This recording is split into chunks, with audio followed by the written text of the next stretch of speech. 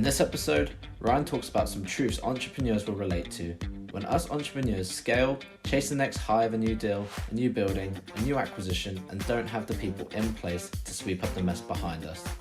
This episode will resonate with all the entrepreneurs out there. Visit www.propertycrashcourse.com to learn more. It's 100% free.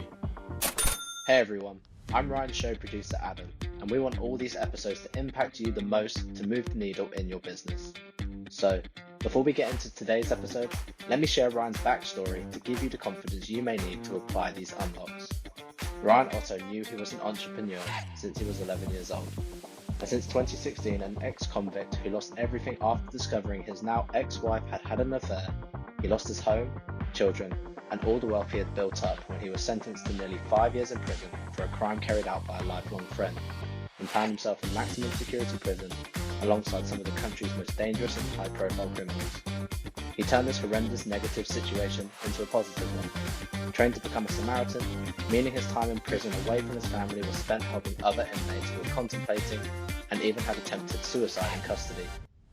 Ryan left custody with £175,000 worth of debt and has gone on to build a multi-million-pound portfolio in property, with his fourth hotel acquired since April 2020 during the pandemic and recession, with residential and commercial investment properties in the UK and Malta.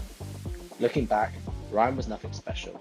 In fact, he was not academic in any way, and being a mixed-race teenager in a small town, crippled with dyslexia meant he was shy, and left school with more criminal records for petty crimes like joyriding fast cars and motorbikes than GCSEs.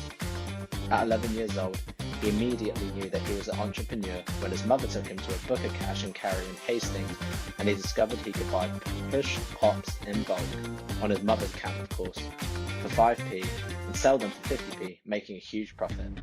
His mother always said Ryan could sell their own sand back to the Arabs. In this episode, you will find value in a variety of talks, tactics and breakthroughs, strategies, unlocks and interviews around business, property investment, entrepreneurship, the hotel business and real life. It's these exact unlocks Ryan shares in these episodes that are responsible for turning his life around, and anybody listening to these episodes can do the same.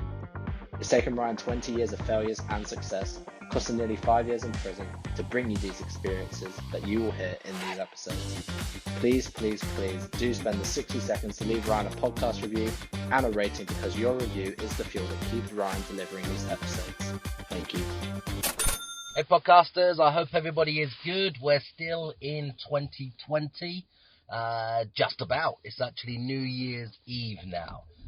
This is just a quick episode about some problems and challenges that I'm finding in my business right now, and to be perfectly honest, I am responsible for all of these. If I would spend more time to focus on these details and fix these little issues I actually know the answer, how to fix them, but I just haven't put the things in place.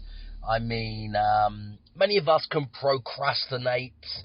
Many of us know the answers to certain things or most things, but I think it comes down to working in your business and being busy working in your business instead of an objective, like a helicopter view, working on your business from the outside.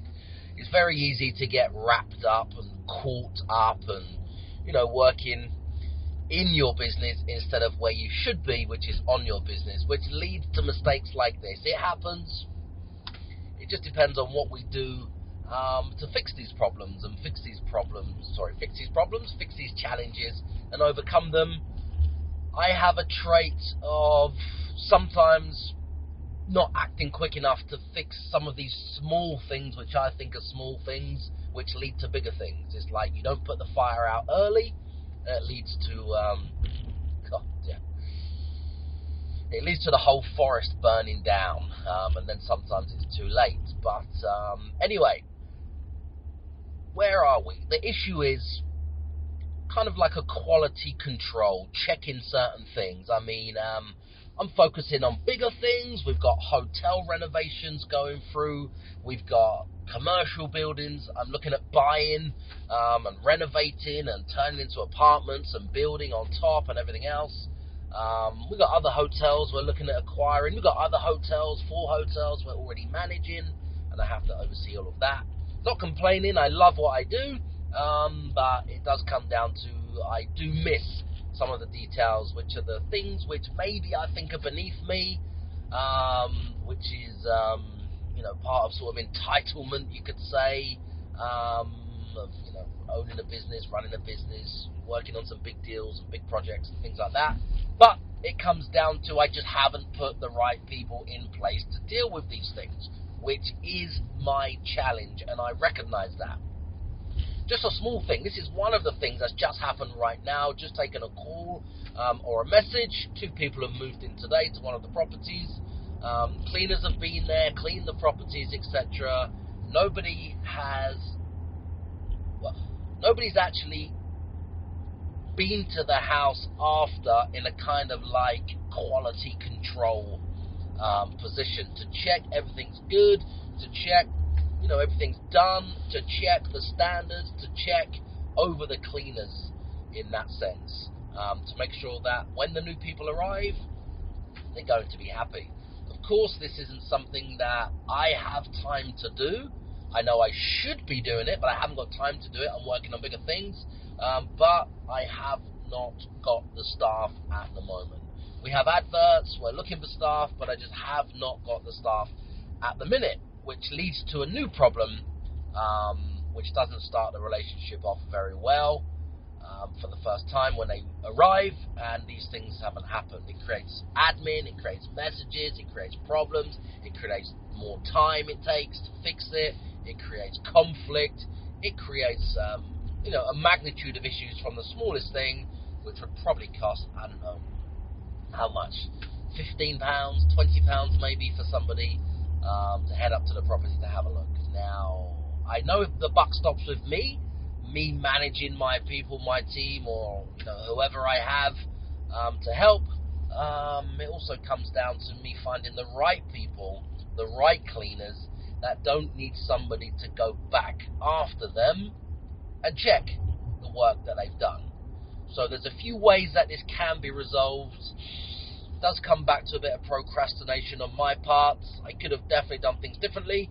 We're here New Year's Eve, it's the end of the year. I've got a list of things that I want to fix and work on and progress and develop. So I have recognised that these things need to be fixed, which will be adding another member of staff. Excuse me. There we go. As you'll notice through listening to these podcasts, whenever I record a podcast in the car, I just start yawning repeatedly. Repeatedly yawning. So yeah, just a problem, a challenge, some mistakes which are happening right now in my business. Just want to share that with you guys. See what your thoughts are. He's a #1 Amazon bestseller. He's an NLP manipulator. He's a property course seller. He's a Lamborghini driving multi-millionaire property guru. Forget that same old boring I am me narcissistic podcast format, because nobody gives a fuck. This podcast is all about you. So I'm taking these few seconds to thank you for subscribing, to thank you for leaving your 5-star reviews, and thank you for sharing this show with all of your friends. My team and I will keep bringing you these episodes and answering all of your burning questions in my Facebook community group called Property Crash Course. If you can just keep telling all of your friends about this show.